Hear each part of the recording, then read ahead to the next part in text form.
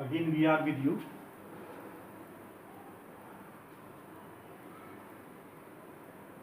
With chapter 4, and Francis scientist Biot-Savart studied the Oersted law.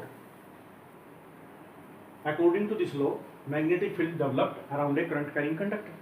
They did many experiments, take many conductors and pass through many currents, and again measure the magnetic field at the same point, and they conclude that according to this law, they conclude magnetic field let at point P at distance r from a current carrying conductor, current is I, and they take a very small element, very small part, very small segment of conductor, and they told that magnetic field at this point, according to this law, Biot-Savart law, is directly proportional to the current flowing through the conductor, directly proportional to the current element, and directly proportional to the sine of the angle between r and dl, and inversely proportional to the square of the distance of point from element.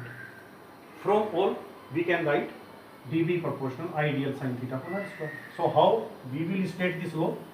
The statement of Biot-Savart law. The magnetic field at any point due to a current conductor is directly proportional to the current flowing through the conductor, length of current element, and directly proportional to the sine of theta between element and distance are inversely proportional to the square of the distance. We use here a constant mu naught upon 4 pi, and its value is 10 to the power minus 7 Newton per ampere square. What is mu naught here?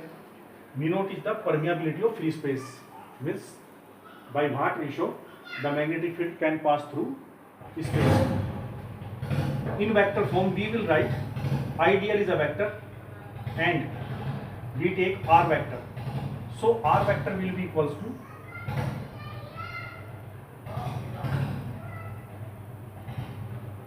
unit vector r and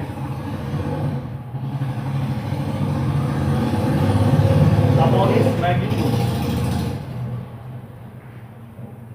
So when we want to give the direction, we will multiply it by unit vector. Now it is a vector quantity. At the place of this we will put vector r upon r. So vector r is here, and upon r the power is 3. Thus it is the vector form of Biot-Savart law. What is the relation between permeability and permittivity of free space, as you studied in chapter 1st? So product of both of these equal 1 upon c square. What is c? C is the speed of light, and Biot-Savart law is very important for the further derivations in this chapter. We apply Biot-Savart law and will calculate magnetic field due to loop, coil or state conductor, etc.